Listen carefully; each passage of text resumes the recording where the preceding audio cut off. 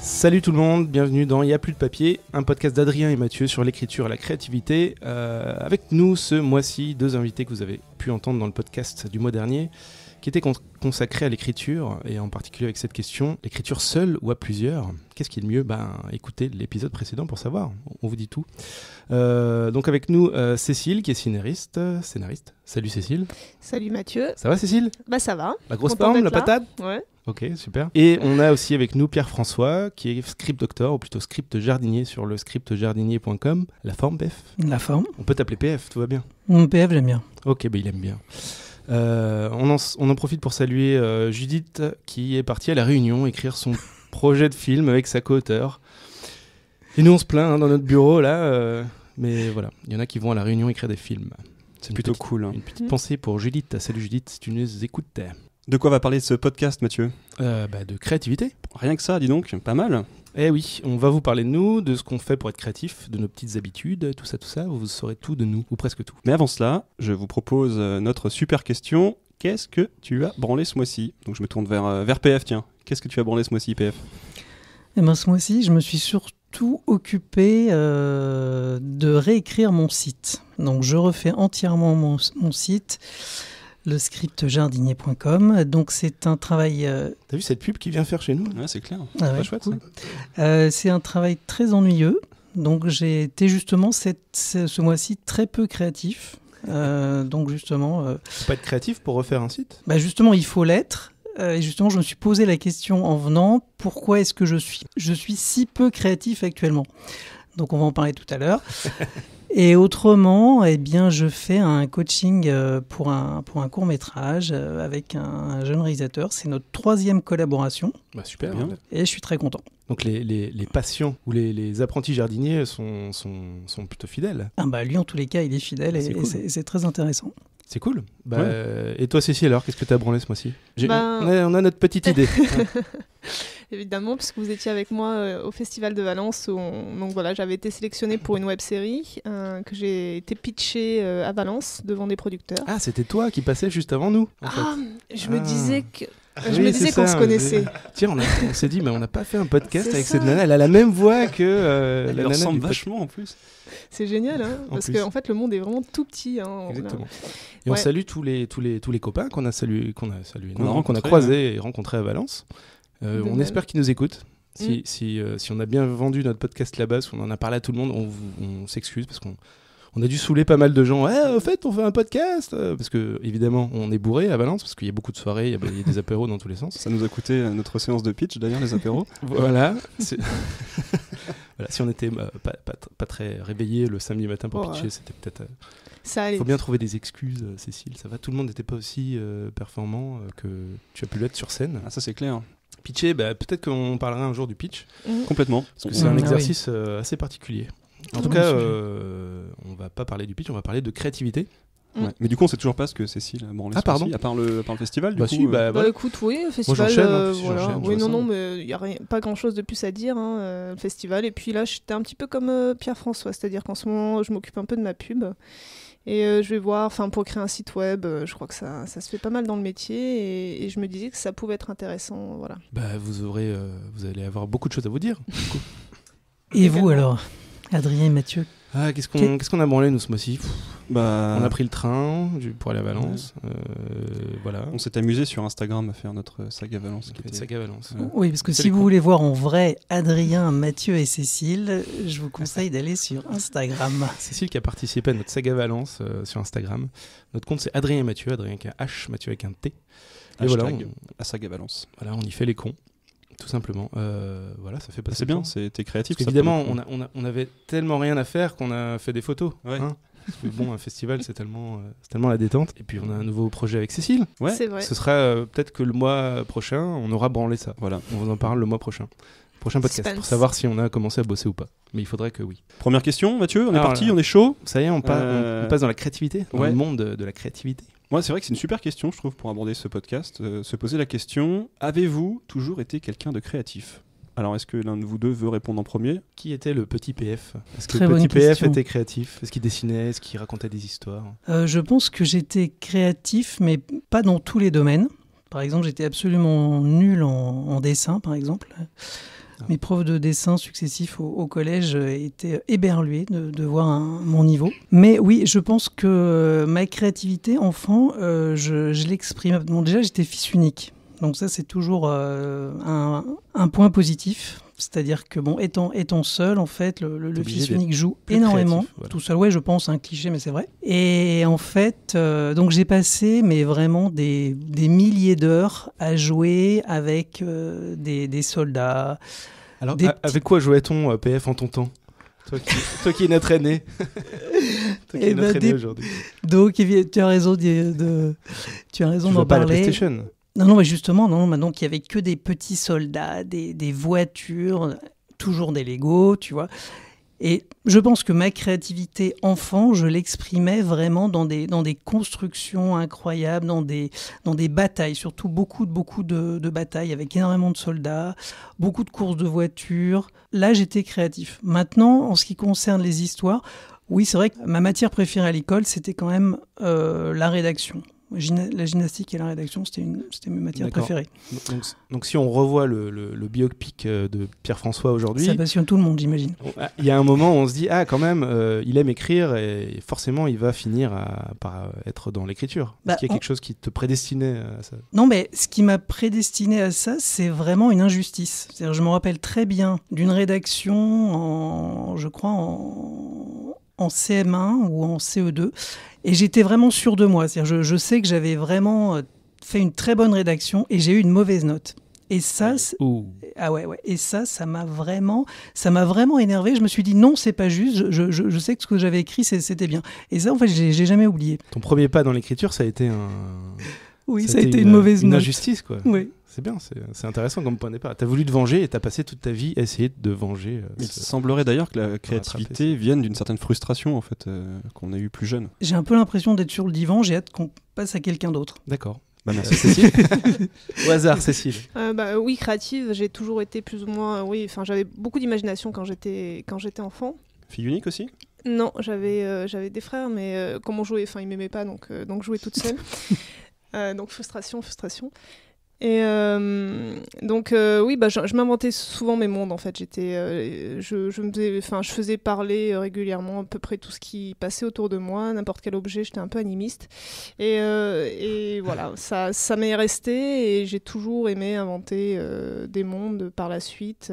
Donc je pense que c'est effectivement ça qui m'a prédestiné à écrire. Ça passait beaucoup par des jeux avec des figurines, des ça. choses comme ça. Je pouvais par exemple prendre les santons de la crèche et puis passer une après-midi à les faire parler et à inventer des trucs complètement rocambolesques. Et ça m'est resté. Puis bon, j'étais. Voilà. C'est là que nos auditeurs devinent que tu viens du Sud. Bah oui. Si tu joues avec les J'ai santons pas de la crèche. d'accent, mais. Donc plutôt personnage que Lego ou choses à construire. C'était Voilà, plus, c'était les personnages qui m'intéressaient déjà. Ouais. voilà, intéressant. Et moins les concepts, parce que je pense que de toute façon c'était assez limité à 7-8 ans, mais c'est vrai que voilà, je m'inspirais de ce que j'avais lu. D'accord, et c'est quoi le moment qui t'a fait, où on pourrait revenir dessus en se disant c'est peut-être là le point de départ de l'envie d'écrire?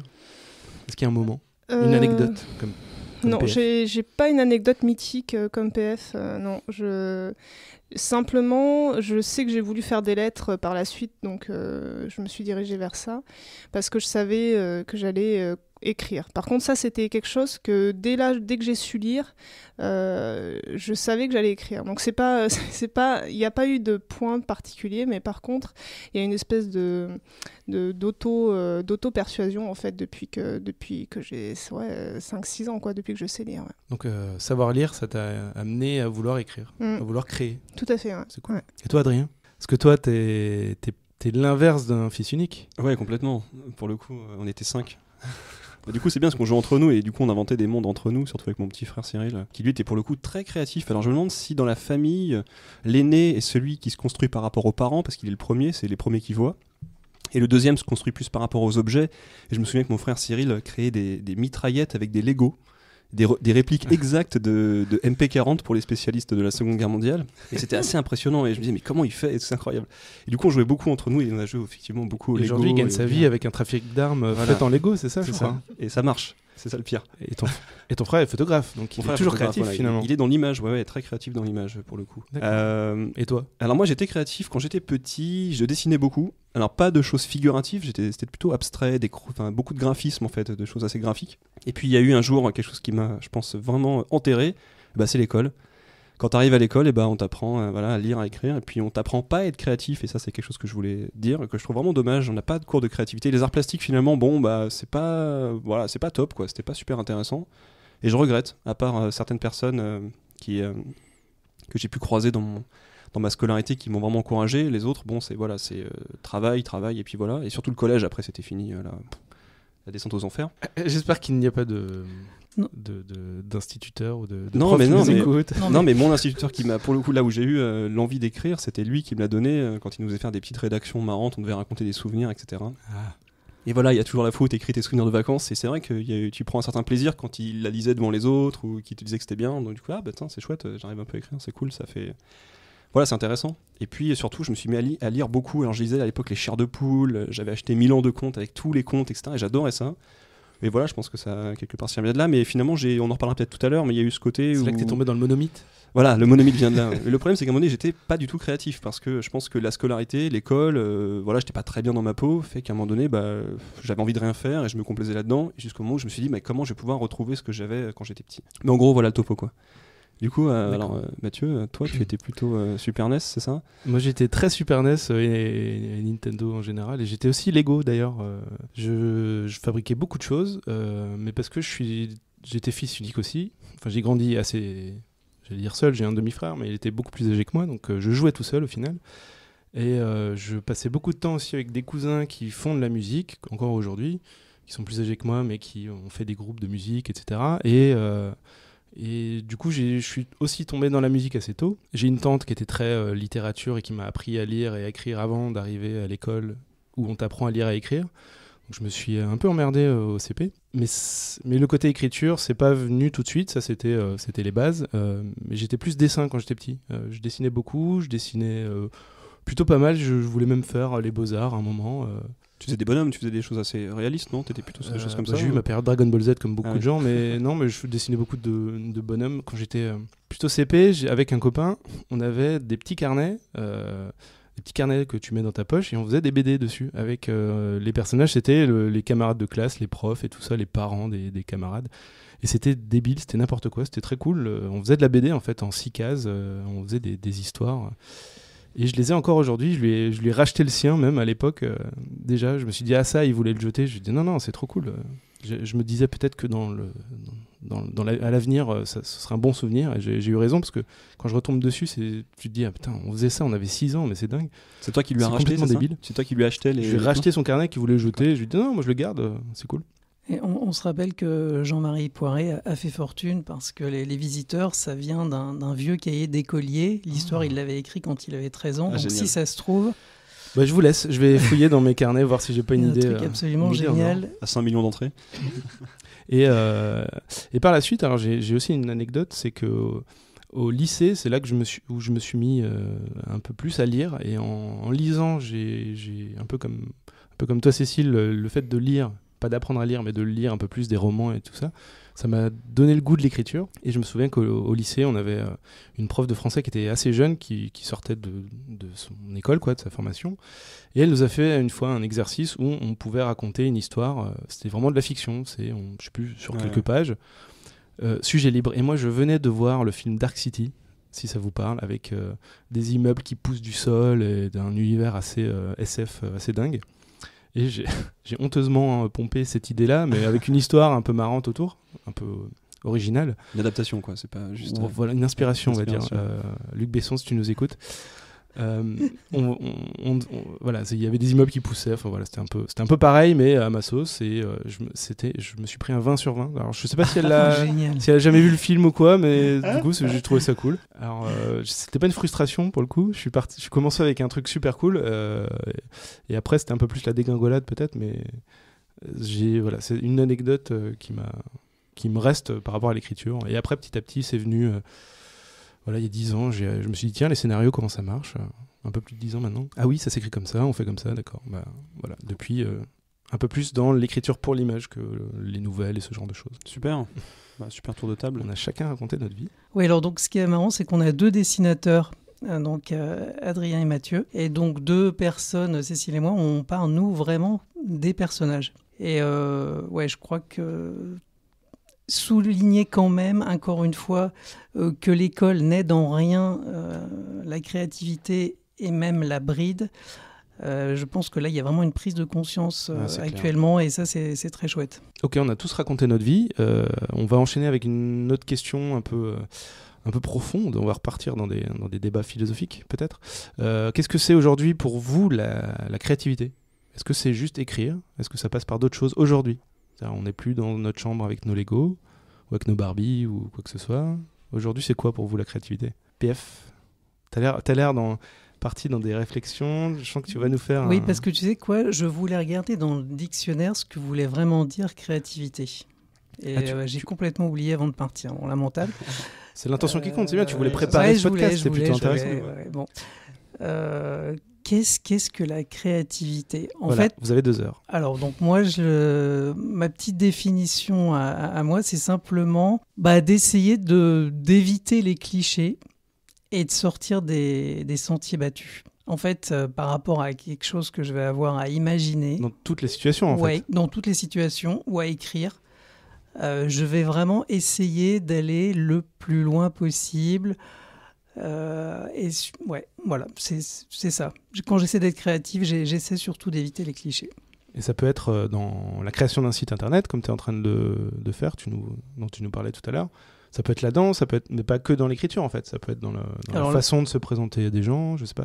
Oui, mais je veux... Non, là je te parlais vraiment de l'écriture. Je cherche pas, non, je pense pas qu'il faille toujours chercher à faire le malin. Tu vois ce que je veux dire ? Ça dépend du cadre, ça dépend de l'objectif.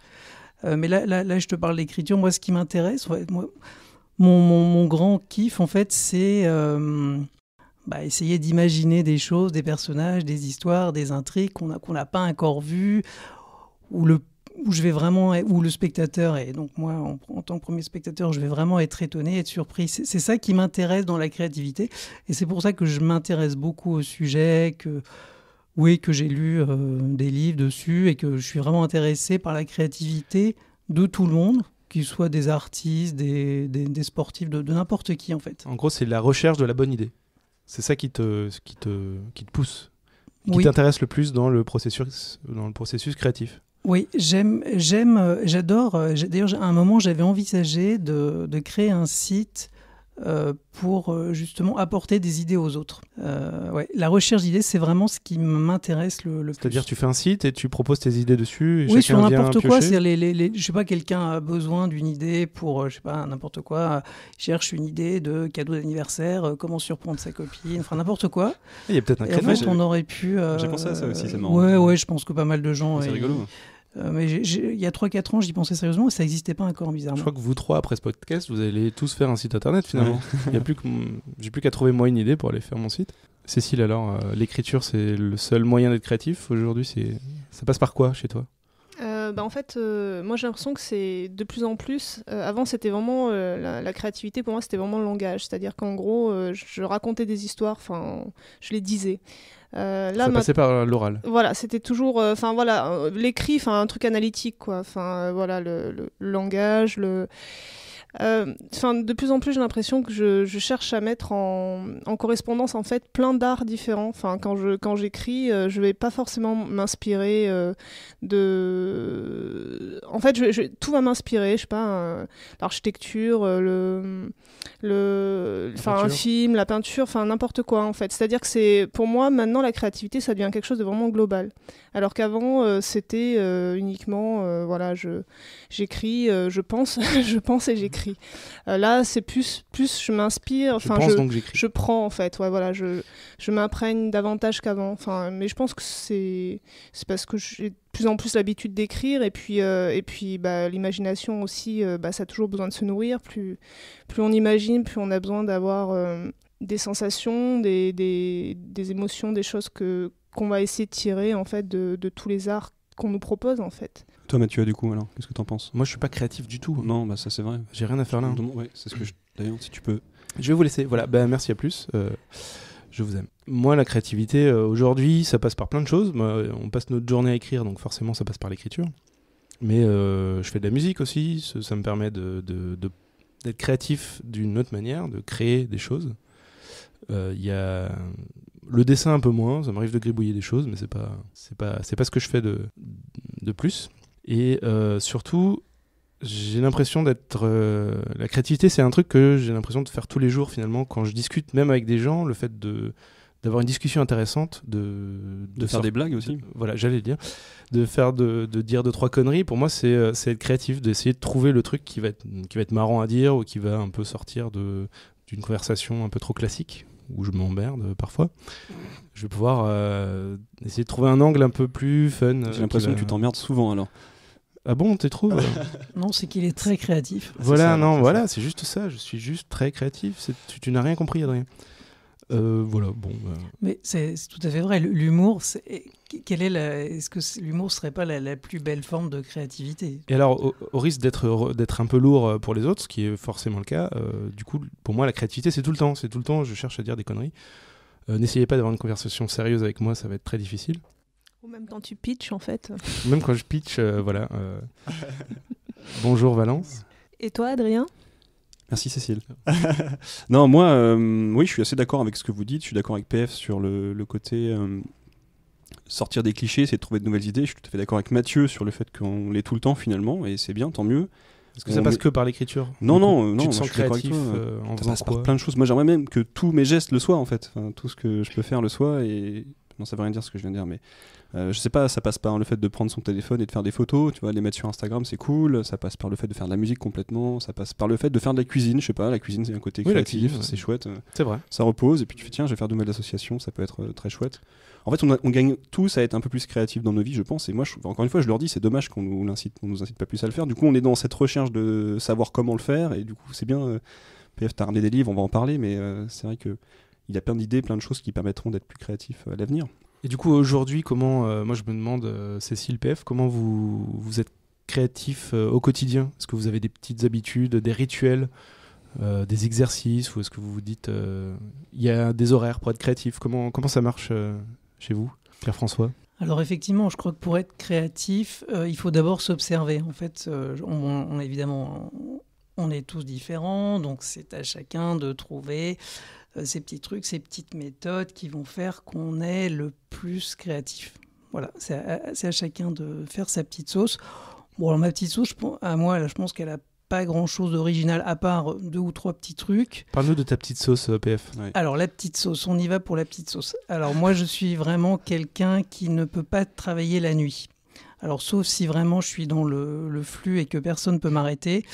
Autrement, moi, je suis... On vous renvoie au podcast d'avant, voilà. Sur le fameux 48 heures. Voilà, je suis performant le matin, même tôt le matin, quand j'aime bien être un peu en retard dans mon écriture, comme ça je me réveille tôt. Tu veux dire, on est sur du 5h, 6h ou... Ouais, du 5-6 heures, oui. Ouais, du 5-6 heures. T'arrives à te lever à 5h, 6h, Ouais. c'est bien. C'est bien de se connaître pour être créatif, mais justement. Par exemple, en ce moment, je n'y arrive pas du tout. C'est-à-dire que là, je te dis que j'y arrive quand je suis en retard, quand j'ai un truc qui vraiment me plaît, quand j'ai un délai serré. Là, je me lève, même sans réveil, je peux me lever à 5h, 5h30, parce que je suis porté par le truc. Mais bref, bon, je suis du matin, donc ça, c'est parfait. Là, je peux rien écrire entre 14 et 16h. Donc, et après, je peux écrire entre 16h et à voir. Donc, je pense que savoir à quelle heure on est performant, ça, c'est vraiment intéressant. Alors, les petits trucs un peu débiles, j'écris mieux quand je suis rasé. Ok, c'est complètement débile, je sais, et ça rejoint mon humeur. Alors, ce qui est très étrange, c'est que je me préfère avec... j'ai pas beaucoup de poils, donc j'aime bien, au contraire, ne pas être rasé. Mais, quand je suis rasé, je me sens mieux, j'ai plus d'énergie. Je ne sais pas d'où ça vient. Donc là, j'ai un peu mélangé énergie et créativité, mais c'est évident que la créativité, c'est très lié à l'énergie. Si des scientifiques nous écoutent, vous êtes les bienvenus pour essayer de comprendre pourquoi PF est plus créatif quand il est rasé. J'ai envisagé de me passer un rasoir qui ne serait pas branché pour voir si c'est pas le massage du visage qui fait que je me sens mieux. C'est passionnant. Alors, est-ce que tes Je l'ai pas idées fait. te viennent quand tu te rases ou c'est vraiment le fait juste d'être rasé Ah bah, comme Woody Allen qui engendre ça? Non, mais comme Woody Allen nous l'apprend, les meilleures idées, c'est toujours quand on les cherche pas, donc c'est toujours quand tu prends Enfin, c'est vraiment un cliché, mais c'est vrai. Quand tu Aaron prends Sorkin et ses 4 douches par jour. Même plus, je crois. Ou plus, oui, ouais, non, pour, moi, dès qu'il y a moi, j'y une panne vais à d'inspiration. fond. Moi, c'est- j'y vais à fond sur les dans la douche. douches et les promenades. Ah bah, c'est les deux clés de l'auteur, en tous les cas me concernant, c'est ça, c'est les promenades et les douches. C'est vrai. Le fait de marcher, c'est vrai que physiquement, ça te Je pense. fait Je du pense. bien au cerveau pour trouver des bonnes idées, des nouvelles On idées. marche surtout. pas assez, Mathieu, je trouve. Ici. Oui, dans notre petit bureau. On pense à Judith à La Réunion qui doit Ouais. marcher sur les plages. Ouais, coucou Judith. Alors, est-ce que Alors, je continue. D'autres Je vais choses, ouais, vas-y. Je vais un petit T'as peu de- vite parce que bon, ça va. Non, non, je mais, sens que tu as plein de petits trucs que Ouais. tu fais au quotidien pour trouver Non, des alors nous idées intéresse. pour le être créatif. troisième, m'habiller en bleu. C'est-à-dire, je suis toujours habillé en bleu parce que y a des couleurs avec lesquelles je ne peux pas écrire. Par exemple, le noir. Le noir, je suis dépressif quand je suis en noir. Je peux écrire en bleu, éventuellement en blanc. Le rouge, je peux pas. De toute façon, je peux même pas respirer quand je suis en rouge ou en rouge, je peux pas respirer. C'est plus d'un scientifique dont on a besoin, c'est d'un médecin maintenant. Alors, donc voilà, m'habiller en bleu, j'ai remarqué que c'était important. Sachez, Autrement- chers auditeurs, qu'aujourd'hui, PF est rasé et habillé en bleu. Voilà, il faut le Voilà, préciser. oui, parce qu'en ce moment, il faut que je me bouge les fesses sur mon site, donc je fais vraiment le maximum.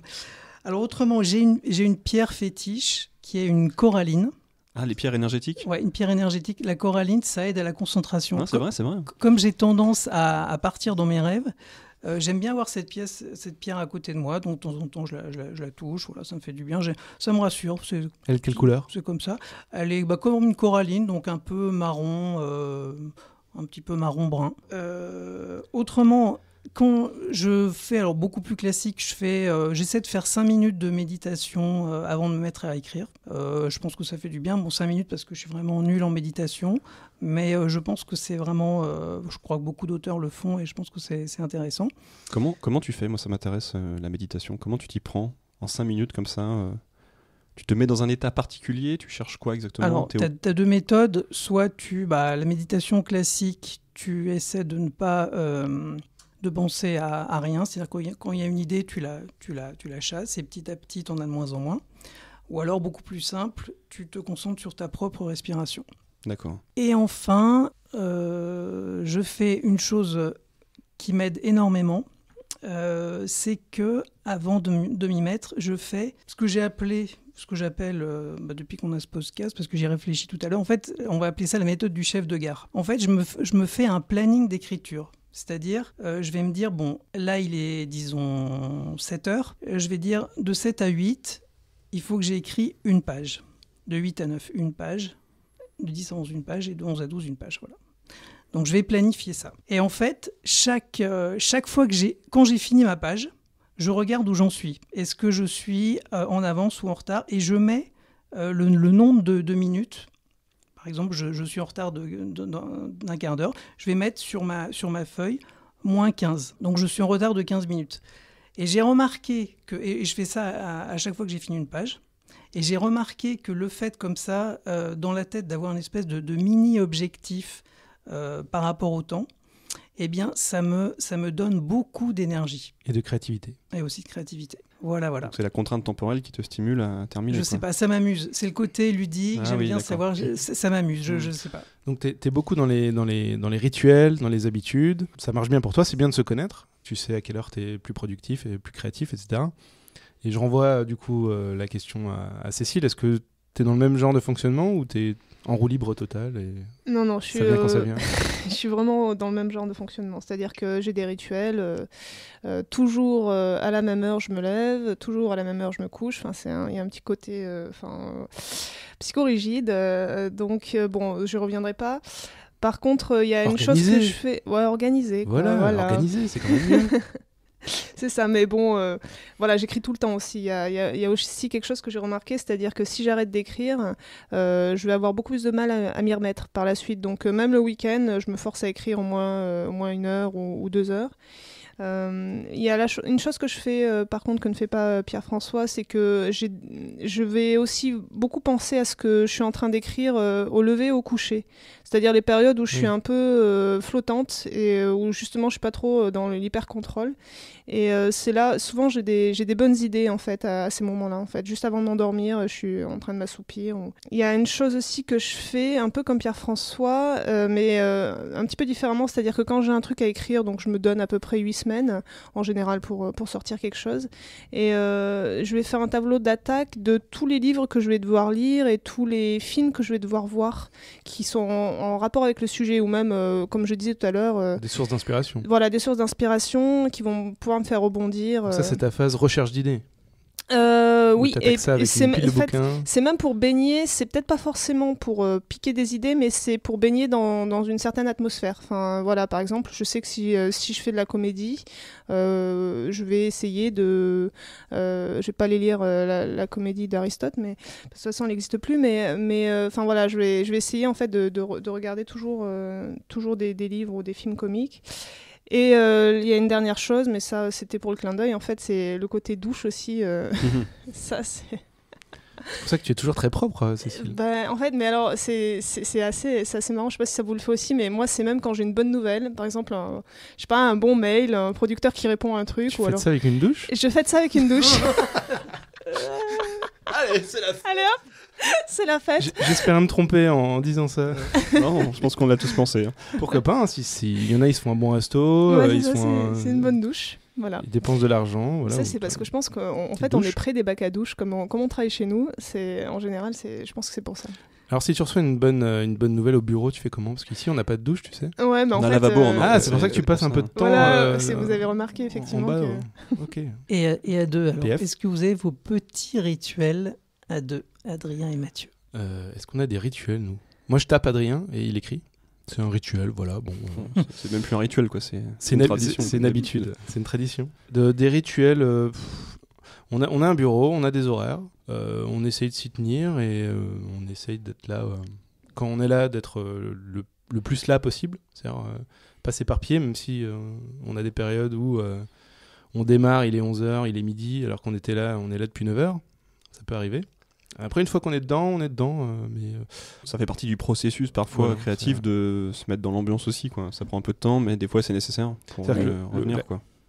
La créativité passe en tout cas chez nous, par des horaires. Le fait d'être organisé un peu comme toi, PF. Parce qu'on a un bureau, parce qu'on l'a de tel jour à tel jour, parce qu'on sait qu'on est là de telle heure à telle heure. On va pas venir à 4h du matin. Et en plus, on est deux. Donc, s'il y en a un qui est super productif à 4h, mais que l'autre l'est pas du tout, ça va pas marcher. Enfin, ça aurait pas pu marcher comme ça marche depuis qu'on écrit ensemble. Ça passe beaucoup par la discussion, la créativité.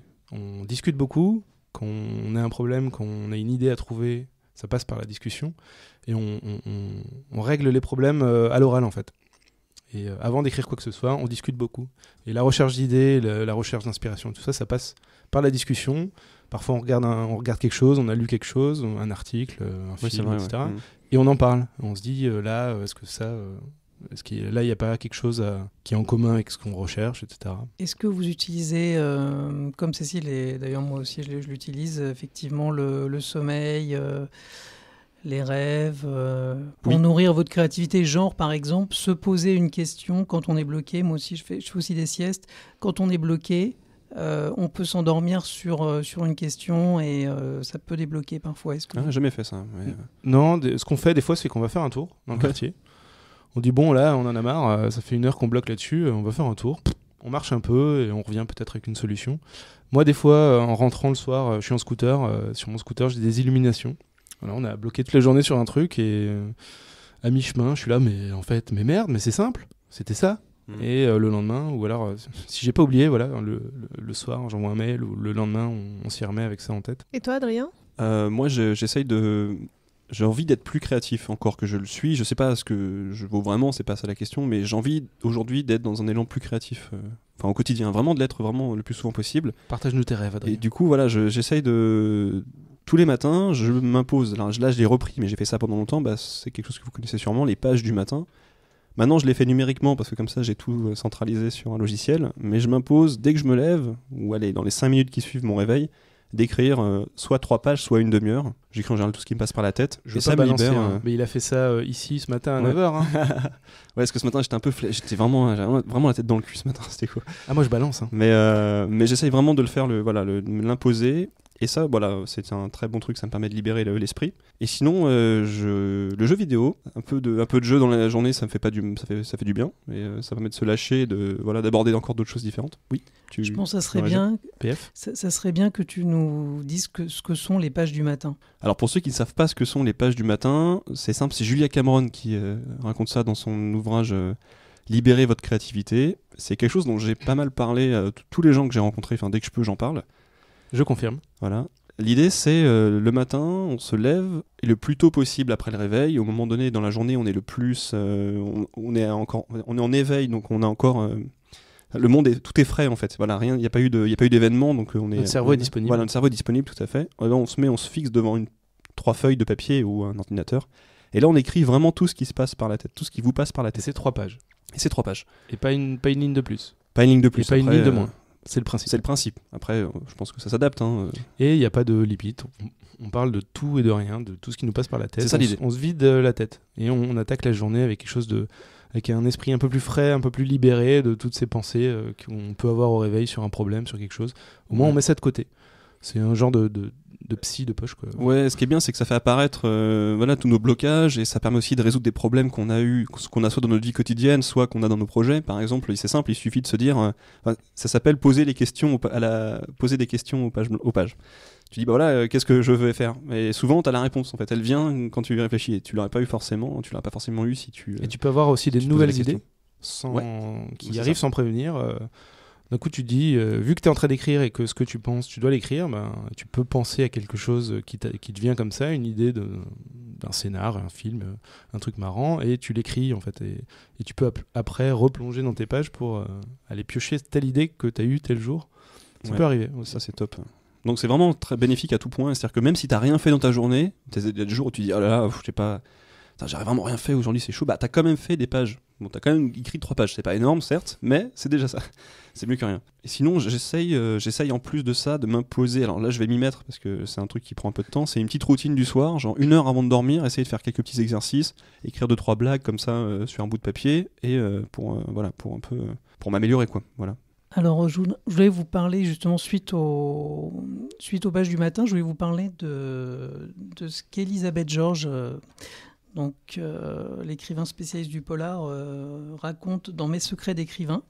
Elle fait quelque chose d'un peu similaire et en même temps qui est un peu différent. Donc, elle appelle ça le journal d'auteur. C'est-à-dire qu'en fait, donc elle va être elle fait un journal d'auteur par roman. Et en fait, elle va, avant de commencer, écrire quelques lignes sur ce qu'elle ressent par rapport à l'écriture en cours.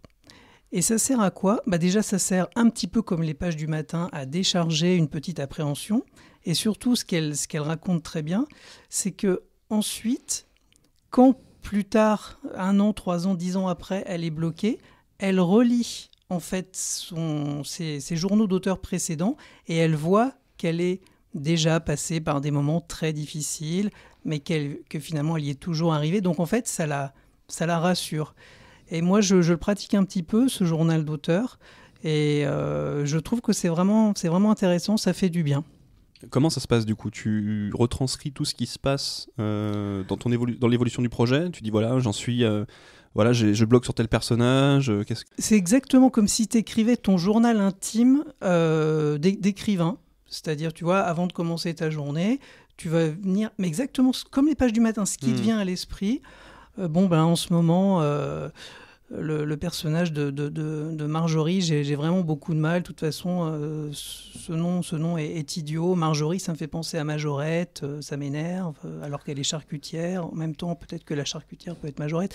Bref, tu vois, absolument n'importe quoi, mais qui évidemment a un rapport avec ce que tu es en train de faire. Chouette. Intéressant. Le livre s'appelle ? Alors donc le livre, oui, parce qu'il n'y a pas que ça dans ce livre, il y a plein de choses. Il s'appelle très justement Mes secrets d'écrivain d'Elisabeth Georges. Ça vaut 6 € ou 7 €, et c'est en poche et c'est vraiment excellent. Donc justement, je vais en profiter pour vous raconter le rituel d'Elisabeth Georges. Alors, PF prend d'assaut ce podcast. On n'a plus rien à voir là-dedans. D'accord. C'est parti. Libre antenne à PF. Non, mais parce que voilà, parce que là, on a vu entre nous. Cécile et moi, on fait quand même un petit rituel. Vous, très peu. Et d'ailleurs, moi, c'était pareil. Quand j'étais en duo d'auteurs, il n'y avait pratiquement pas de rituel, sauf le fait de prendre un petit thé ou un petit café. Est-ce avant que ce de serait pas démarrer. lié à ça, du coup ? La question reste ouverte. Ah oui, je pense que c'est beaucoup plus facile. Très bonne remarque. Je pense que c'est beaucoup plus facile de démarrer quand on est deux. Quand on est seul, je suis désolé, enfin, en tous les cas, moi, malgré mon expérience, j'en suis toujours là. Il y a toujours une appréhension, toujours une peur, plus ou moins grande. Un peu de rasage, un pull bleu, et c'est parti. Hein. C'est Bleu ou exactement vert, ça. selon, Donc, selon ce qui est votre incroyable, personnalité. c'est que ce que je voulais vous dire juste sur Elisabeth Georges, c'est que ce qui est incroyable, c'est que c'est un auteur qui est hyper connu, qui a vendu des millions de livres. Et voilà, elle a toujours autant peur, en fait. Et alors voilà son rituel. Elle se lève à 6h, puis donne à manger à son chien et prend des vitamines. Ensuite, elle fait une demi-heure de vélo et 35 minutes de musculation. Et lorsqu'elle pédale, elle lit plusieurs livres. Ensuite, elle fait 10 minutes de méditation. Ah, sur son vélo d'appartement. Oui, son Oui, vélo c'est ça, je me suis d'appartement. Ok, j'avais une image en tête qui était assez bizarre. Oui. Effectivement. Parce que tu peux écouter des livres Oui, c'est sur ça. ton Ouais, vélo, non, elle les sur lit, la route. Elle les lit. Trois différents, en plus. Trois différents. Ensuite, elle fait 10 minutes de méditation. Ensuite, elle organise le travail de son assistante. Ensuite, elle lit 15 minutes d'un grand roman classique. Ensuite, elle parcourt, ce que je vous racontais tout à l'heure, son journal de romans précédents. Ensuite, elle écrit quelque chose dans son journal de romans actuel. Et enfin, Et enfin, elle elle attaque. elle va se coucher parce que la journée est terminée. Bah non, il est 9h. Il est à peu près 8h30, 9h. Donc, D'accord. elle a 2 heures. Elle a en gros 2 heures 2 heures de routine. de routine parce qu'autrement, elle ne peut pas s'y mettre. D'accord. Moi, c'est quand même complexe. Est-ce que moi, je me demande, est-ce que en enlevant un élément de tout ça, ou deux, ou trois, petit à petit, est-ce que c'est pas finalement pareil ? Je me demande. Alors, Après, Elisabeth, chacun est différent. tout le monde est différent. Elisabeth, qui est quelqu'un d'hyper modeste et que j'aime beaucoup à travers ce livre, bah justement, elle dit qu'elle en est là. Elle a besoin de tout ça, qu'autrement, elle va pas y arriver. Après, on peut ressentir un besoin de ce genre de choses parce qu'on y a pris du goût et l'habitude, mais est-ce que ça a vraiment une influence sur la créativité ? Elle en est persuadée, donc. Il faut lire le livre pour savoir. Non, je pense que le plus important, c'est qu'elle en soit persuadée, en fait. Ah oui, c'est ça qui compte, en fait. Une sorte un truc magique, quoi. Voilà, pour devenir créative, je dois faire tout ça. Enfin, je trouve ça... Mais ce qui est marrant, c'est Si ça marche, c'est l'essentiel, en fait. minuté, ouais, c'est ça, c'est minuté à la seconde près, ouais. Enfin, visiblement. On retrouve dans ce qu'elle propose ce qu'on fait à peu près nous tous au quotidien. On se lève à des heures raisonnables, on On lit des livres. lit des livres, on va faire des pages du matin pour se libérer l'esprit, puis on va faire un peu de méditation aussi. Enfin, tout ça, c'est des On choses donne du travail à notre assistante. Voilà. Voilà. Ça, c'est le seul truc qu'on ne fait pas. Mais... Cécile, d'ailleurs, on pensait justement... Bah, je suis déjà votre assistante, non ? Tu voulais dire quelque chose, PF ? Il y a un point, j'ai oublié de dire le plus important. Ça, c'est vraiment mon credo, donc je saoule tout le monde avec ça. C'est surtout 0 média avant d'écrire.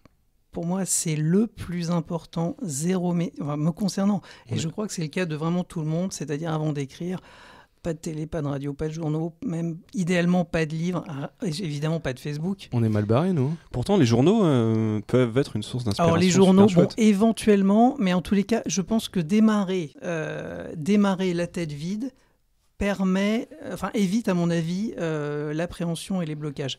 En tous les cas, me concernant, c'est sûr. Après, il y a une distinction aussi entre la créativité dans le côté recherche d'idées, où là, effectivement, lire ce qui s'est passé la veille, etc., ça peut te donner des idées, Ouais, dans les c'est faits ça. divers, etc. Stimule. Et la créativité dans l'accomplissement de quelque chose que tu es déjà en train de faire. Oui. Où effectivement, il vaut mieux pas être perturbé avec des nouvelles idées ou avec des actualités, des mails et des choses qui peuvent te prendre l'esprit plutôt que d'être sur ton projet. Donc c'est peut-être deux choses différentes à... Oui, là, je te parle d'un cas où tu es dans une écriture en cours, évidemment. Ok. Pas quand tu es dans une recherche. Alors, en préparant ce podcast, on est tombé sur un article qui liste les 18 choses que les gens créatifs font différemment. Alors, je vais vous les lire, vous allez me dire, on va faire un petit tour de table, vous allez me dire si ça vous parle.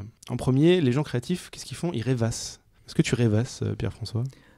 Bah, moi, j'ai des gros problèmes de couple à ce sujet. Donc, Ok. Cécile, Ouais, c'est pareil. tu rêvasses ? Ouais, je rêvasse beaucoup. Ça, Ouais. ça te coûte ? Non, ça me coûte pas, j'adore, mais ça me coûte du temps par contre. Mais... D'accord. Donc, tu confirmes. Ouais, Tu rêvasses. Adrien, tu rêvasses. Tout le temps. D'ailleurs, tu reviens là, je te vois en train de les yeux dans Ah le oui, vide, j'étais là. complètement parti. Là. Bon, j'avoue, moi aussi, j'ai des moments de flottement. Hier, j'ai oublié le poisson au supermarché, quoi. C'est vous dire. J'ai acheté du poisson et je l'ai pas pris. Voilà, je pensais à D'accord. autre chose. C'est super. Non, j'ai oublié plusieurs poulets au marché. Ah, c'était... Ok. C'est chiant parce que tu rentres, tu dis merde, putain, fais chier, quoi. Alors, les... Je vois qu'on a les mêmes problèmes de couple, ça me rassure. Alors dans la liste, en numéro 2, nous avons les gens créatifs observent tout ce qui est autour d'eux. Est-ce que c'est votre cas? Oui, Cécile? Ouais, tout ce que je connais pas en fait. j'aime bien. Arrête de me regarder comme ça. Tu m'observes, je le sens. En fait, je te scanne. Voilà, tu scannes. Toi, tu scannes. Alors, est-ce Je que... scanne les âmes. Non, tu sais, le truc de... truc un peu flippant. un peu flippant.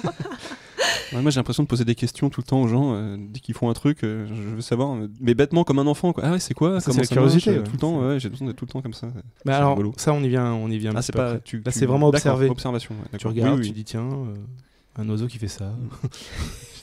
Moi, je vous dis ça parce que j'ai des oiseaux en face de moi. EPF, est-ce que tu observes Moi, tout ce qui est je autour me de sens plus curieux qu'observateur. Par exemple, j'ai un sens d'observation qui est assez nul, en fait. C'est-à-dire que comme je suis souvent dans la Lune, évidemment, toi? Ah, tu je ne rêvasses. peux pas voir vraiment ce qui se passe puisque je suis ailleurs. D'accord. Donc le point 1 et le point 2 sont incompatibles chez toi.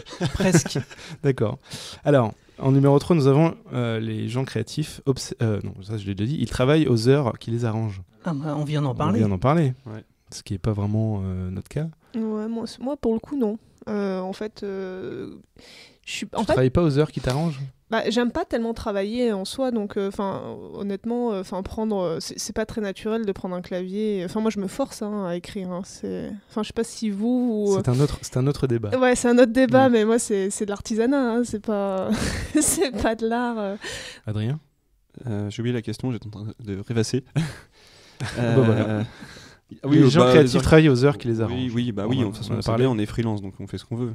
Après, c'est vrai que, je sais pas, peut-être que je travaillerais mieux le soir, sûrement la nuit, mais je peux pas le faire en fait. C'est compliqué. Essayons peut-être un jour une session nocturne. Essayons une Ça solution. peut être bien fun, Ouais, d'ailleurs. ouais, complètement. On vient tous, la nuit, On essaye, on se fait une. on se pose ici et on écrit chacun. On compare après le nombre de pages. Non, mais je me souviens, tu me parlais, Mathieu, une fois d'un auteur que tu connais qui s'enferme des fois dans des maisons pour écrire ses romans, mais je trouve ça génial en fait. Je me dis, Oui. ça c'est un truc que j'aimerais beaucoup faire, s'enfermer avec quelqu'un ou plusieurs personnes ou tout seul et te dire, ok, là tu travailles vraiment, tu te prends tes vacances, tu fais tes horaires que tu veux et hop, tu rends un truc quoi. Oui, c'est ça, il part une semaine, il s'enferme dans une Génial. maison au fin fond de la campagne, Et il se déconnecte, du métal à fond, c'est il ça. écoute à fond du métal et il écrit un roman en une semaine, un roman de Ça, c'est chouette. de fantasy, de SF, des trucs assez barrés. C'était un peu la méthode de Simenon. Simenon, il faisait ça, il écrivait ses romans en 6 jours et il n'arrêtait pas pendant 6 jours. Ouais, génial. Ça rejoint un peu le point suivant où l'article nous dit les gens créatifs prennent le temps d'être seuls. Est-ce que c'est votre cas? Est-ce que vous prenez le temps d'être seul, Moi je le prends pas assez personnellement, mais Adrien? j'ai envie de le prendre plus. Je suis dans une démarche de le faire. Mais t'es plus toujours souvent. en soirée à Bah, faire c'est ça. des apéros, Ouais, voir ouais. des gens, c'est sûr. T'es jamais seul. C'est ma street life. Cécile, est-ce que tu prends le temps d'être seule, toi? Oui, ouais, mais moi, je pense que c'est lié à ma personnalité. Si je vois trop de gens, au bout d'un moment, Tu satures. je le sature. Tu l'as vécu comment, le festival de Valence? Bah oui, justement, il y a une Tu soirée me où je me demandes. suis dit, j'en peux plus, il y a trop de gens. Et c'est là où il y avait justement des gens intéressants rencontrés. Merde. C'est là la où il y avait soirée plein de où il producteurs. fallait être. Mais bon, c'est pas grave, tant pis. Mais bizarrement, c'est la seule fois qu'à Valence ça ne me l'a pas fait, alors qu'à chaque festival, je rentre lessivé, j'en ai marre, et bizarrement, là, ça s'est bien passé. Bon, bah finalement, on était entre Parce gens qu'on cool. était tous les trois. Comme Ouais. quoi la drogue. Voilà, ça aide. Pierre-François, est-ce que tu prends le temps d'être seul? Non, c'est le contraire. Je trouve que je suis trop seul.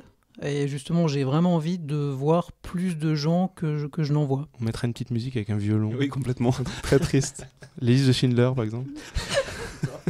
Ou le pianiste. Alors, les gens créatifs contournent les obstacles de la vie. C'est beau, ça. Bah moi je dirais, c'est pas vraiment une... C'est plutôt, ils contournent les obstacles à leur manière. C'est plutôt De façon plus ça, créative. voilà, de façon créative, voilà. Oh. Je sais pas, est-ce que quelqu'un a un souvenir Est-ce d'un que quelqu'un a un obstacle exemple Ouais, un exemple, ouais. Non, je crois pas que les créatifs soient plus intelligents que les autres. Parce que là, ça fait un peu...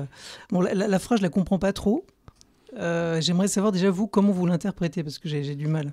Je sais pas, tu vas être bloqué dans la queue à un moment donné dans un supermarché et ça avance pas et disons que chaque personne face à une situation avec un obstacle réagirait Par de s'en manière payer. différente. Voilà. Alors, Ça c'est physiquement, créatif. physiquement, déjà, je ne peux pas faire la queue. Par exemple, un des trucs qui m'angoisse le plus dans la vie, ça serait, mais je le fais pas, de faire la queue à une boulangerie. Tu Alors, vois. qu'est-ce que tu Pour fais, moi, du c'est coup impossible. C'est absolument Alors, comment impossible. contournes-tu cet obstacle de la vie? De toute façon, je suis pour les régimes sans gluten, donc. Voilà, C'est c'est ta créatif. façon d'être créatif. Non, mais voilà, non, mais sérieusement, je me rappelle plus de la question. C'est pas Comment grave. tu contournes les obstacles de la vie? Tu nous as donné ta réponse. Ouais, finalement. ouais. Ensuite, on a les gens créatifs sont à la recherche de nouvelles expériences. Adrien, je sais que c'est ton cas. La drogue de Valence a été super cool. Merci Muriel qui nous a fourni. Voilà. Tout ceci est faux, bien sûr. Adrien, toi, t'es très nouvelles expériences. Ouais. Bah, en fait, de plus en plus, j'essaye de faire des choses nouvelles, aller à des gens, voir des artistes que je connais pas, je me force à écouter de la musique que je connais pas et surtout très variée. Par exemple, je vais écouter différents registres de musique et je vais essayer de pas m'enfermer dans ce que j'aime le plus. J'essaye à chaque fois de me mettre un petit peu plus en danger. Je sais que c'est pas évident parce qu'on est toujours dans une position où on aime notre confort et ça c'est clair. Mais voilà, dès que je peux, j'essaye de le faire. Mais je sais que c'est pas évident. Moi, j'ai pris une carte Sésame pour aller au musée. Ah oui, c'est vrai, ouais, super. Et en fait, ça me pousse à l'utiliser et à aller voir des trucs que d'habitude j'irais pas voir. Et même si ça me plaît pas, au moins je découvre des choses. Bon, alors, est-ce que c'est pas super funky comme nouvelle expérience, hein. C'est une expérience. Mais hein. voilà, c'est On peut intéressant, dire que quoi. chaque chose nouvelle que tu fais est une expérience. Enfin, voir un tableau, c'est une expérience. C'est Oui, voilà. une sens sensitif, quoi. Alors Cécile, est-ce que tu es à la recherche de nouvelles expériences? Peut-être un petit peu moins maintenant, quand j'étais un peu plus jeune, ouais. Je voyageais beaucoup, enfin j'essaie de voyager toute seule, donc forcément ça fait rencontrer des gens, et puis des nouvelles expériences, ouais. J'aimais beaucoup me mettre en danger, enfin j'aimais beaucoup, c'était pas une recherche de plaisir, mais pour me sentir Tu l'as fait. vivante, voilà, il fallait que je me mette en D'accord. danger. Ouais. Pierre-François? Alors, moi, j'aime bien en ce moment, là, ça m'a pris depuis quelques mois, je me dis, j'ai envie de voir des films vraiment différents. C'est-à-dire voir des tout petits films qui sortent dans 2-3 salles. Donc, à ce niveau-là, ouais, moi, je suis en ce moment dans une phase où j'ai envie d'expériences cinématographiques, des trucs bien barrés, tout ça. D'accord. Autre point suivant dans la liste, ils échouent, entre guillemets. Ouais, complètement. hein. Je veux dire, on échoue tous les jours. Ouais, c'est un peu obligé, en fait. C'est un peu obligé, ouais. Dans les métiers créatifs, c'est pas pavé de succès, en fait, le chemin du créatif. Oui, puis je pense qu'en fait, c'est pas forcément. C'est Enfin, un- pour c'est un peu échouer. bateau, hein, Ouais, pour le coup, pour échouer, je suis pas sûr qu'il faut être créatif. Hein. Je crois que n'importe qui peut échouer. Je me demande si c'est pas tant échouer que savoir rebondir d'un Rebondir, je échec pense. et d'être Ah. capable de se dire, ok, Oui. c'est de l'autocritique, se dire, ok, c'est mon apprentissage, c'est pas quelque chose de définitif. Moi, je pense que c'est pour apprendre à être moins C'est autocritique. lié à un point qui va venir, mais Voilà. je vous le donne pas tout de suite. Il y a aussi, on en parlait, il pose les bonnes questions. Ah oui, la curiosité, bien sûr. Finalement, ouais. c'est ça, c'est poser les bonnes questions aussi. C'est quelqu'un te parle de son travail, plutôt que de poser des questions que d'autres poseraient, tu vas poser des questions un peu différentes. Mais c'est marrant parce que quand je passe du temps dans les soirées, je m'intéresse beaucoup aux gens, à ce qu'ils font. Et c'est drôle, je remarque que plein de gens se fichent pas mal. Enfin, quand ils te demandent pas la même chose, ou quand ils te le demandent, tu dis que tu fais ça et ils survolent, ah c'est bien, et puis ils se barrent. Enfin, voilà. En fait, ils s'en foutent. Ils s'en foutent. Il y a beaucoup de gens qui s'en foutent. Globalement, je dirais que les gens sont pas toujours très curieux, mais c'est dommage. Mais bon, après, c'est la vie. Hein. Ouais, là, je te rejoins complètement. Je suis complètement d'accord. Moi, quand je rencontre quelqu'un qui a une profession un petit peu spéciale ou qui vient J'aime d'un pas, milieu hein, tu vois. professionnel que je ne connais pas du tout, effectivement, mais naturellement, et parce que j'ai vraiment envie, je vais vers lui et je lui pose effectivement un maximum de questions, mais pas dans le but d'écrire un personnage. Oui, non, c'est ça. C'est parce que sincèrement, Ouais, ça m'intéresse. m'intéresse. Ah, c'est marrant. D'accord. Vous faites ça vous aussi ou Mathieu? Toi, t'aimes pas trop les gens, Mathieu, de base, donc c'est vrai que c'est peut-être plus Voilà, compliqué. voilà. Tu sais très bien. Moi, je parle à personne. Je parle juste dans ce micro aujourd'hui. Non, c'est pas vrai. Non, mais quand quelque chose m'intéresse, évidemment, j'ai envie de tout savoir aussi. Plus par moi-même. Du coup, je pose les bonnes questions, mais pas à des gens, finalement. Je suis plus dans l'apprentissage autodidacte, donc dans la recherche de réponses de mes propres questions et par mes propres moyens, la plupart du temps. Mais effectivement, ça peut m'arriver de bombarder de questions pour connaître un point précis, parce que je sais que voilà, ça titille ma curiosité. C'est lié à la curiosité, finalement. Cécile, tu voulais ajouter quelque chose ? En fait, moi, je pose des... Alors, je sais pas si je pose les bonnes questions. En tout cas, je pose des questions. Mais je pense que c'est plus parce que je suis assez réservée et de poser des questions à quelqu'un et de le faire parler, ça me permet, moi, de ne pas mettre sous les lumières, quoi. Donc, Je préfère poser des questions que de donner des réponses. Que donner des réponses, exactement. D'accord. Alors, ça rejoint un peu ce point-là. Les gens créatifs observent les gens. Bon, ça, on en a un petit peu parlé tout à l'heure. C'est un peu ça, hein. Ouais. Alors, ils prennent des risques. Voilà. Ça, c'est cool. Stéréo. Ouais. Ils prennent des risques. Est-ce que vous prenez des risques, les amis ? Bah, je dirais en faisant ce qu'on fait, on prend des risques tous les jours. Hein. Ça, pour le coup, Ça, on pourra pas nous l'enlever. On peut l'enlever à personne de En créatif. faisant des podcasts de plus d'1 heure sur la créativité, on Ça, je peux prend dire- des risques. C'est clair. Là, on prend un risque. Hein. À cette heure-ci, plus personne nous Ah, écoute. c'est clair. Pierre-François, Bah oui, non, mais c'est vrai que c'est prendre des risques, oui, c'est c'est un peu la base. c'est En fait. l'essence du truc. Enfin, donc c'est pour ça que je le formulerai pas comme ça. Je crois pas que on va pas rencontrer un scénariste ou un auteur qui va dire oh là, je suis en train de prendre des risques. Ou il le ressent pas lui-même. Il Il fait le son vit, truc. quoi, ouais. Effectivement, quand on a du recul, on dit ah bah oui, c'est vrai qu'on va prendre des risques. Après, je crois qu'il y a deux niveaux. Au niveau financier, c'est-à-dire effectivement, on prend souvent des risques au niveau financier, est-ce qu'on va s'en sortir ou pas.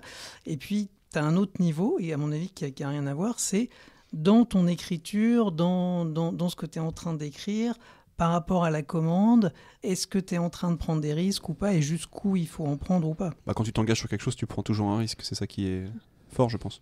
Mais de base, si tu es dans un métier, une activité créative, la base de ton activité, c'est la prise de risque. Bah, oui et non. Bah, je Ah. vais t'expliquer pourquoi. Parce que moi, j'ai l'impression que oui, tu as raison. Toi, tu vas prendre des risques. Les auteurs vont prendre des risques. Mais quand tu vois, par exemple, que si tu veux écrire, par exemple, t'es auteur, tu veux écrire pour TF1. Pour l'instant, tu n'as pas écrit de téléfilm pour TF1, tu veux écrire pour TF1 parce que tu as un super sujet, un super projet, tout ça, qui correspond pile à ce qu'ils veulent. Bah, tu ne pourras pas écrire pour TF1. Pourquoi ? Parce que à TF1, et c'est à peu près pareil pour France 2, un peu moins, mais... bref, eh ben, tu as des auteurs labellisés, c'est-à-dire ce qu'on appelle dans le métier des auteurs TF1, c'est-à-dire des auteurs qui ont suffisamment d'expérience, qui ont suffisamment écrit pour TF1 pour qu'ils soient acceptés par TF1. Donc oui, toi, tu vas peut-être prendre des risques, mais je peux te dire qu'il n'y a rien de plus conservateur à côté de ça que notre belle profession. Ouais, en fait, mais je me dis que Petite digression intéressante. Ouais. Mais je me dis, en fait, moi, ceux qui ont réussi à arriver en fait, à être labellisés, bon, même s'ils ont trouvé, maintenant c'est un petit peu les fonctionnaires du scénario, mais je me dis qu'ils ont quand même pris énormément de risques, puisqu'ils se sont fait tellement refouler avant pour arriver... Enfin, même, ne serait-ce, tu vois, j'ai pas de mépris pour voilà, quelqu'un qui travaille pour TF1, parce que je me dis que pour arriver là, il a dû bien galérer pendant 10 ans. Donc les risques, en fait, il les a pris. Alors maintenant qu'il soit devenu fonctionnaire du scénario, il est labellisé, Tant mieux pour lui. Hein. tant mieux pour lui, voilà. On est très contents. Ah, mais c'était Tu absolument vois. pas péjoratif Ouais. dans ma bouche. Hein. C'était juste observer le fonctionnement. Oui. C'est D'accord. différents niveaux de prise de risque. C'est une prise de risque différente, ou en tout cas qui intervient tôt, et une fois que tu es, Ouais. dans une routine un peu confortable, peut-être que tu peux prendre moins de risques aussi. Mais Oui, mais il y a mais toujours ça une enlève prise pas à de ta risque. créativité. Ouais. Mais quand tu es auteur et que tu écris Camping Paradis, tu prends quand même des risques pour ta santé mentale, je pense. Aussi. Non, moi ça me plairait bien de le faire. Ouais, pourquoi pas. Mais tu prends toujours un risque. Alors, on revient à notre Ouais. liste. Pour les gens créatifs, tout devient une occasion de s'exprimer. Et bien la preuve, on fait un podcast. Voilà. Voilà. Point suivant. Ils réalisent leur vraie passion. C'est un peu bateau, ça aussi, Ouais. comme phrase. Bon, bah voilà. Est-ce qu'on réalise notre vraie passion ? Ouais. Ouais. Ouais, je pense. hein. Ouais, quand même. Il y a pire que d'être ici à faire ce podcast, ou d'être à La Réunion en train d'écrire son film avec sa co-auteur. C'est clair. Alors ça, j'aime beaucoup celle-là. Ça va te plaire, ça, Mathieu. Les gens créatifs, Sortent de leur propre tête. Bon, on avait PF qui partait dans la lune tout à l'heure, donc je pense qu'il a déjà répondu à la question. effectivement, bon, rêvasser et Voilà, sortir de c'est sa pareil, propre hein. tête, c'est un peu... Oh, bon, Est-ce j'imagine que c'est pareil ? Enfin, j'imagine qu'il parle ici d'avoir suffisamment d'empathie pour... Oui, j'allais le dire, voilà. l'empathie, ouais. Mm. Ouais, est-ce que Pour c'est devenir important ouais, quelqu'un. Est-ce que vous faites preuve d'empathie ? Bonne question, au passage. Quand vous rencontrez des gens, est-ce que vous êtes capable de vous mettre à leur place, de vous sortir de sa imaginer ce qu'ils tête. font ? De sortir de votre tête, ouais, c'est ça. Moi, en ce qui me concerne, ouais, j'aime bien trouver des raisons en fait aux agissements. Pas forcément des gens qui sont très sympas par ailleurs. Enfin, plus la personne est Et pas sympa, est pas sympa antipathique. et plus c'est drôle. antipathique, plus c'est Plus drôle. c'est intéressant Enfin, à... plus c'est intéressant à savoir à pourquoi analyser. il fonctionne comme ça. Et... Intéressant. Ouais. Allez, PF, t'es chaud là. Tu voulais dire un truc ? Ah, Je on suis sûr que sent, c'est là. super intéressant. Non, je voulais juste dire que pour rebondir, c'est simplement que c'est absolument indispensable. C'est-à-dire quand tu crées un personnage, comme tu es obligé d'être à la fois pour le personnage et en même temps contre, c'est-à-dire quand tu veux appréhender toute la subtilité d'un personnage, évidemment que c'est inhérent au métier de scénariste d'être empathique en fait. Et de sortir de sa propre tête. Alors, les gens créatifs perdent la notion du temps. Oui, bon, on en a déjà parlé tout à l'heure. hein. On en a parlé dans le podcast précédent, où Pierre-François nous racontait ces tunnels de 48 heures d'écriture. Est-ce que c'est vraiment ça, la notion du temps ? Oui, mais ça, c'est vrai pour dès que tu as une activité, enfin, c'est un cliché, là, dès que tu as une activité qui te passionne, tu perds totalement la notion du temps. Ou est-ce qu'on est dans une perte de notion du temps du type je suis toujours en retard parce que je suis créatif ? Est-ce que c'est ça ? Tu peux le prendre comme ça aussi, oui. Est-ce que vous êtes en retard en général ? Vous êtes déjà en retard ? Non. Vous étiez à l'heure pour ce podcast ? Non. Moi, je suis en retard. Enfin, je m'améliore, mais... T'as tendance à être en retard, mais t'arrives à te corriger. C'est plutôt ça ? Toi, t'es à l'heure, mais ça t'arrive d'être en retard. Voilà. Moi, je suis à l'heure, mais je fais pas exprès des fois. Pas exprès, ouais. Mais genre à l'heure, pile poil. Non, mais quand on est en écriture, quand on est dans la bonne vibration, vraiment, et ça, c'est le grand plaisir, quoi. On sent plus les minutes passées. Voilà, on compte pas les heures. Je pense que et d'ailleurs, je pense que c'est la raison pour laquelle les gens deviennent auteurs, scénaristes, écrivains. C'est parce que c'est un tel plaisir de ressentir ça qu'après, on n'a plus qu'une envie, c'est que ça recommence. Mais on le ressent pas tout le temps, quand même. Mais absolument. C'est la recherche de on ça. On le ressent même rarement. Exactement. Rarement. Trop rarement. Alors, les gens créatifs s'entourent de beauté. Je vais vous laisser. S'entourent de beauté, c'est-à-dire... Non, pas pour toi, Cécile, t'inquiète pas. Parle pour toi. Ont de bon goût en décoration, en habillage, ce genre de choses. Est-ce que c'est le cas pour vous, Cécile ? Est-ce que tu t'entoures de beauté ? Écoute, je vais être terre à terre, mais non. Non. je m'attache pas tellement aux objets, donc... Bon, après, effectivement, je vais pas mettre une photo de cheval au galop sur mon truc. Pourquoi sur pas mon mur, Si tu aimes les chevaux, s'ils sont beaux. Ça dépend s'ils ont été trafiqués par Photoshop ou pas, s'ils sont roses. Mais non. T'es plutôt licorne ? Plutôt licorne. C'est ça. Non, D'accord. pas de beauté, moi. Oui, c'est vrai, moi non plus, en fait. J'ai plutôt mauvais goût, en général. Regardez comment je suis habillé. Je suis pas très attaché à tout ce qui est décoration. Et toi, Adrien ? Moi, j'ai une conseillère en images, donc ça, c'est réglé. Voilà. Pour le style. Donc tu t'entoures de quelqu'un qui aime s'entourer de beauté. Non, je m'entoure de gens qui sont beaux en soi. Enfin, je pense de belles personnes en fait, qui sont des gens positifs, qui sont. On parle bien sûr de la beauté intérieure. Voilà, c'est ça, c'est tout à fait ça. Pour moi, la beauté elle est plus là. C'est vrai que je serais plutôt aussi quelqu'un très modeste dans la déco. Et toi, PF, est-ce que t'es entouré de beauté ? Non, mais moi c'est exactement. À part les comme pubs vous, bleues, je veux c'est-à-dire dire. que Par les femmes. T'es contraint à des couleurs qui marchent. Non, mais finalement. justement, moi je suis comme vous. C'est-à-dire, par exemple, je me fous éperdument de la façon dont je suis habillé. Enfin. Non, ça m'intéresse très peu en fait tout ça. Donc effectivement, j'aimerais bien savoir ce que cette liste veut dire là, s'entourer de beauté. Qu'est-ce que ça veut dire ? Est-ce que ça veut dire ce que disait Adrien, la beauté intérieure ? C'est le principe de ce podcast créatif, c'est de vous faire partir sur des. Peu importe, tu iras voir sur le site si tu veux avoir des réponses. Mais voilà. Non, après... c'est plus la notion de quelqu'un de créatif aura une belle déco chez lui avec des tableaux de bon goût, ce genre de choses. Ça, je trouve ça. Dans cette idée-là. Après, les graphistes, les créatifs graphistes, je peux vous dire qu'ils ont du goût. C'est vrai. Enfin, après, peu importe leur goût, mais. Mais ce serait intéressant. C'est parce que c'est des métiers plus liés à l'image. Alors nous, on est plus dans l'écrit, dans l'imaginaire, donc on se passe de ce genre de choses. C'est peut-être pour ça alors. C'est pour ça. Voilà, on a peut-être. Oui, un peu geek, t'auras forcément des trucs Star Wars à la maison, Mathieu. T'as ton petit R2D2. Voilà, j'ai mon hub USB. R2D2. Les gens créatifs relient les points. Alors ça c'est... ça c'est génial parce que je vois pas du tout à quoi ça fait référence. Tu sais les petits dessins, tu relis le 1, le 2, le 3, le 4, le 5. Un escargot. Et après voilà, ça fait Denver le dinosaure. Non, relie les points, c'est-à-dire que tu associes deux choses et t'en fais une nouvelle avec. Bah ouais. Tu trouves des idées comme ça. Tu vois des choses là où les autres ne voient que deux points, toi tu vois un troisième. Ou tu vois la ligne entre les deux. Ça, c'est la base. Pour trouver une idée vraiment excellente, c'est très souvent, voire tout le temps, le mélange de plusieurs idées. Donc oui, alors là complètement. C'est l'aspect Steve Jobs. Steve Jobs voyait des choses en associant des deux idées, voyait une troisième à laquelle personne n'avait pensé. Ou pas de cette manière-là. Est-ce que Cécile, tu relis les points de cette manière ? Ouais, ça marche bien pour les pitchs d'ailleurs. Deux pitchs qui sont pas très bons deviennent un très bon pitch ensemble. Parce que tu relis bien les points. Mais ça m'arrive assez souvent. Ouais, ça c'est marrant. D'accord, super. Adrien, à part les petits dessins, tu relis les points ? Ouais, non, pas spécialement. Non, on te laisse gribouiller. Ouais, tu es en train de relier le 1 et le 2. Voilà. Vas-y, continue. Voilà, là, t'arrives au 2. Voilà, maintenant, c'est 3. Bon. Voilà, doucement. Attends, je suis sur le non, ça c'est le 4, Adrien. Bon, on va pas passer une heure là-dessus. Les gens créatifs font bouger les choses. Pardon. Est-ce que Cécile, tu fais... Non, t'as pas l'air de faire bouger les choses. J'ai pas de don de télékinésie, donc... D'accord, non, mais je pense que c'était ça, effectivement. Pourtant, je me concentre, mais je dois pas être créative, parce qu'en fait, je m'entoure pas de beauté, je fais rien bouger, moi. Non, mais je sais pas, non, vraiment. J'ai pas l'impression de. Bah, après, je pense qu'il y a aussi les gens créatifs qui sont un petit peu gestionnaires. Enfin, moi, je vois par exemple ceux qui montent leur entreprise. Mais à mon niveau, je me dis que pour l'instant, comme j'ai rien qui a été porté à l'écran, c'est difficile pour moi de. Voilà, de me dire, ok, je vais porter une super... Mais est-ce que c'est plutôt dans le sens d'avoir des initiatives, de rassembler des gens autour d'un projet comme nous autour de ce podcast finalement, c'est peut-être oui, ça aussi, Nous, on faire va faire bouger les bouger choses. iTunes, t'inquiète. Ouais, moi je pensais plutôt en termes d'engagement, un truc comme ça, non. Enfin, pour l'instant... Proposer des choses, proposer Voilà. des projets, c'est déjà faire bouger Ouais, les c'est choses déjà à faire ton bouger les échelle, choses un avec ce peu, que t'as ouais. envie de faire, je pense. Carrément. D'accord. Pierre-François, est-ce que tu fais bouger les choses? Tu fais un nouveau Bon, site? l'appellation un peu ridicule, mais oui, un petit peu avec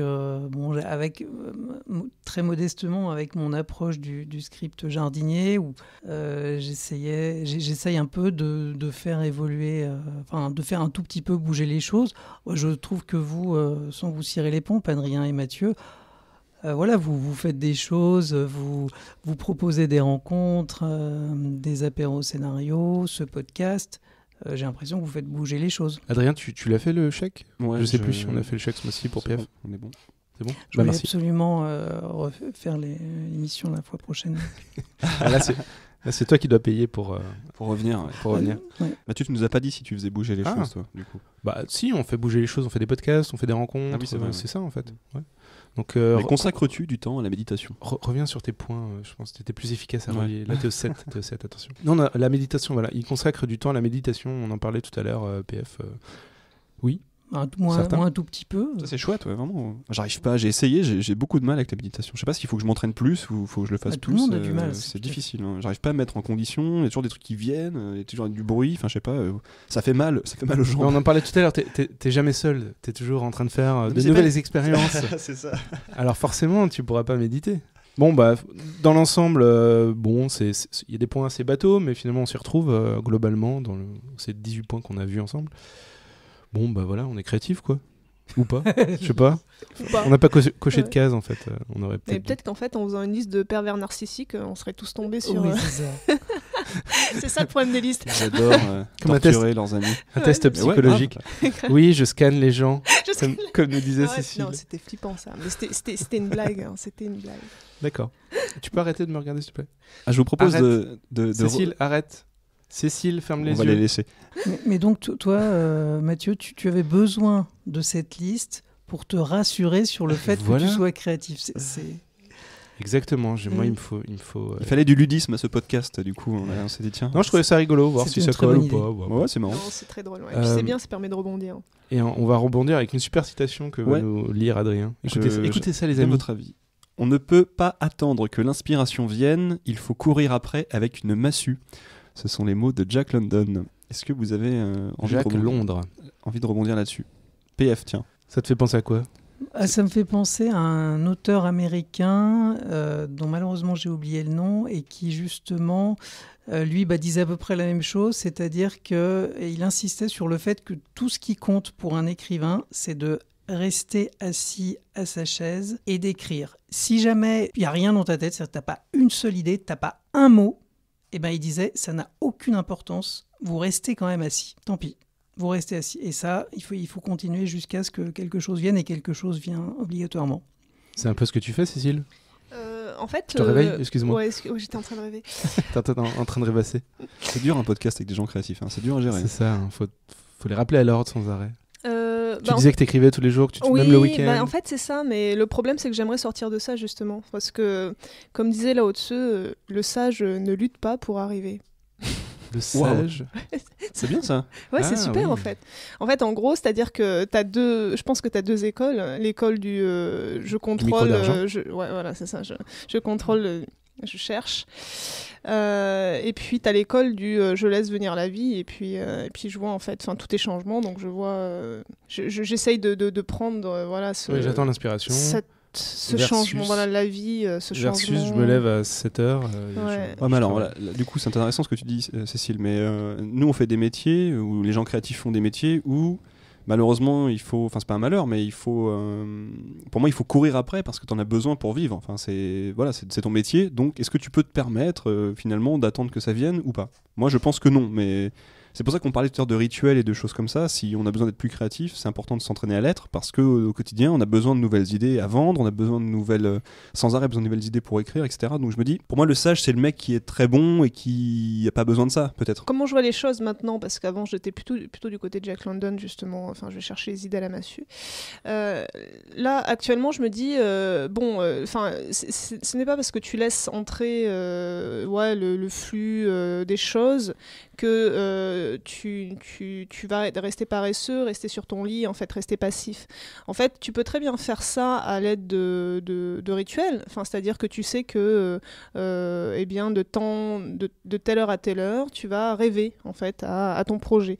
Parce que moi, j'étais plutôt dans les listes avant, je me pose des questions, j'essaye de répondre, enfin, toujours dans une espèce de lutte perpétuelle. Très scolaire, en fait. Un truc assez, très scolaire. Et c'est pour ça que je vois un petit peu ça, les idées à la massue. Pour moi, ça reste un peu mort. Enfin, on sent quand même le contrôle là dans cette phrase. Enfin, le gars veut contrôler les choses. Or, je pense que l'art, c'est pas contrôler. Enfin, l'art pour moi, c'est faire. C'est la vie rêvée. Enfin, l'art pour moi, voilà, c'est un bon film. C'est une image de la vie, mais rêvée. C'est-à-dire que il y aura des tas de symboles à l'intérieur qui nous mèneront vers une thématique ou vers une problématique, mais elle aura été avant rêvée et pas... Enfin, je sais pas si je m'exprime bien là-dessus. Pas du tout. Voilà. On va couper tout ça. Donc on va couper. Parce qu'en fait, ce que j'arrive pas à comprendre dans ce que tu dis, c'est que nous, on doit sans arrêt fournir en fait, de la matière, alors qu'on la cherche avec douleur ou pas, c'est peut-être là la nuance. Quand effectivement tu me dis avec une massue, ça fait le côté genre il faut absolument que je trouve et que je lutte contre moi-même, mais ça peut être aussi effectivement comme tu dis, si je rêve, t'es déjà en train de chercher, t'es pas en attente en fait que quelque chose arrive. C'est pour ça que je disais que pour moi c'est pas passif lorsque on dit le sage ne lutte pas pour arriver. Enfin, merci là au-dessus. En fait oui, c'est voilà, ne lutte pas, c'est-à-dire que ce n'est pas, il y a rien de passif en fait, c'est simplement prendre le fil de la vie et faire en sorte d'en tirer l'essentiel en fait, en tout cas pour ce que tu es en train d'écrire. Ça revient à ce qu'on disait tout à l'heure, le fait de se connaître. Tu sais comment tu marches et comment tu as tes idées, tu peux être du genre à être bombardé d'idées à certains moments et tu as l'impression que c'est l'inspiration qui tape, mais en fait, si tu te connais et que ça arrive tous les matins entre 6h et 7h, eh ben, tu cours après une massue d'une certaine façon, mais en même temps, t'es sage aussi. Voilà, c'est ça. C'est essayer de mixer les deux, parce que plus t'es dans le contrôle, moi je me suis aperçu que quand j'essayais vraiment de contrôler les choses, j'allais avoir des films très conceptuels, mais sans personnages.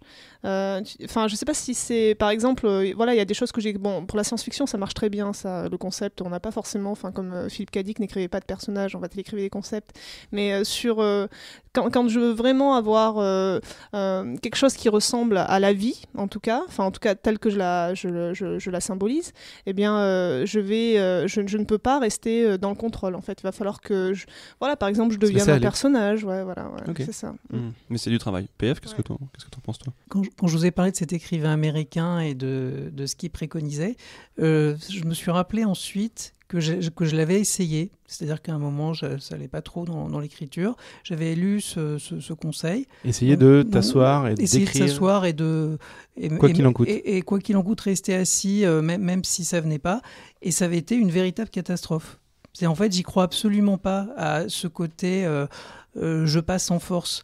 En tous les cas, chez moi, et je pense chez la plupart des auteurs, je pense que la créativité, ça passe par la joie, par l'amusement, c'est pour ça que c'est très sympa d'être à deux, par la déconne, voilà. Et non, le côté je passe en force, de toute façon les idées elles vont arriver, non, j'y crois pas du tout. Ça, c'est le côté massue, ça. D'accord. Ouais, moi je pense que si on veut faire ce métier, si on veut en vivre, c'est important, voilà. N'importe quel métier créatif. Voilà, n'importe quel métier créatif. C'est important pour moi, dans ce que dit Jack London, ce que je vois, c'est qu'il faut stimuler notre imagination pour tout le temps pour être capable de réagir rapidement. Et on peut pas, moi je pense qu'on peut pas attendre assis effectivement en face de sa feuille et attendre que ça sorte, parce que ça... Je parle dans une logique commerciale, je ne parle pas dans une logique amateur, où effectivement t'écris pour le plaisir et pour toi. Il faut un peu essayer de se stimuler, mais toujours de manière ludique. et détendu, parce qu'effectivement, la lutte, c'est compliqué. Voilà. Globalement, l'idée, pour être créatif, c'est de se connaître au final. On en a bien fait le tour, chacun a parlé de ses expériences et de ses façons d'être créatif. Et on le voit bien, ce qui marche finalement, c'est de se connaître et savoir ce qui marche pour nous. C'est comme ça qu'on est créatif. Et chacun est différent, chacun est créatif à sa manière. Et après, évidemment, quand il y a la page blanche, quand on n'a pas d'inspiration, quand on porte du noir PF et qu'on n'a pas fait exprès, mais qu'on a que ça aujourd'hui, et du coup, on n'arrive pas à écrire ou qu'on est mal rasé, on peut croire qu'on est en panne d'inspiration, mais on n'a pas... Il y a des solutions en fait, mais en tout cas, on a fait un petit peu le tour de qui on était et comment on était créatif à notre manière. Alors Pierre-François, je crois que tu es en train de lire un livre en ce moment dont tu voulais nous parler. Comment ça s'appelle ? Oui, ça s'appelle Le réflexe créatif. Ah ben ça tombe bien. Oui, tout à fait, on est en plein dans le sujet, de Twyla Tharp. En fait, c'est un livre qui a été recommandé par Nathalie Lenoir et qui est vraiment étonnant. En fait, Twyla Tharp, c'est une chorégraphe américaine, je crois, qui a fait une carrière incroyable, qui a plus de 70 ans aujourd'hui, qui a fait qui a mis en scène, qui a dansé dans un nombre de ballets ahurissants. Et en fait, elle s'est aperçue que, en termes de créativité, tous les arts se rejoignaient. C'est-à-dire qu'en fait, qu'on soit écrivain, danseuse, peintre, scénariste, réalisateur, quels que soient les arts, en fait, il y a vraiment des points communs. Et à travers son parcours professionnel, elle nous raconte de l'intérieur ce qu'est la vie d'une artiste comme elle qui se consacre à 100% à son art. Et en même temps, le livre est jonché de tout petits exercices très, très sympas pour booster notre créativité. Voilà, alors c'est vraiment un livre que je vous recommande. Eh bien super, merci beaucoup Pierre-François pour cette conclusion, sur cette lecture, cette recommandation. C'est donc la fin de ce podcast. Rendez-vous le mois prochain pour un nouvel épisode qui aura pour thème... le réseau ? Voilà, donc la 3G, la 4G, le Wi-Fi, quelle différence tout ça ? le réseau, c'est-à-dire les contacts, l'entourage professionnel. Voilà, on se posera des questions, on se demandera comment se construit un réseau, parce que c'est important, surtout dans les milieux créatifs, et comment l'entretenir. Ça peut vous intéresser, surtout si vous êtes un peu comme nous, c'est-à-dire timide, limite asociaux et surtout pas fils d'eux. Bref, merci d'avoir écouté ce podcast. Retrouvez-nous sur notre site www.adrienetetmathieu.fr. Retrouvez aussi Pierre-François, script doctor, script jardinier sur www.lescript-jardinier.com et bien sûr, si vous avez du temps à perdre, sur notre Facebook, Instagram et Twitter. Et si vous avez des choses à nous dire, des sujets à nous suggérer, des témoignages à nous partager, vous pouvez nous envoyer un petit mail à l'adresse podcast@adrienetetmathieu.fr, podcast au singulier. Adrien avec un H, Mathieu avec un T. Salut Cécile, salut PF, à la prochaine. Salut. À bientôt. Salut.